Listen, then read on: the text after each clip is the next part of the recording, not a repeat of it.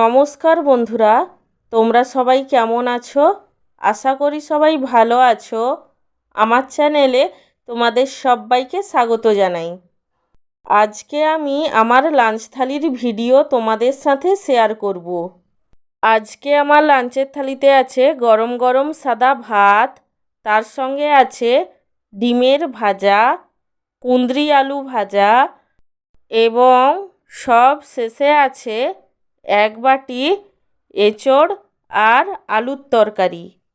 আমার আজকের এই লাঞ্চ থালির ভিডিওটি তোমাদের কেমন লাগলো সেটা কমেন্ট করে জানিও। আর ভিডিওটিকে লাইক এবং চ্যানেলটিকে সাবস্ক্রাইব করতে একদমই ভুলো না। সব শেষে তোমাদের সবাইকে জানাই আমার তরফ থেকে অসংখ্য ধন্যবাদ ভিডিওটি দেখার জন্য।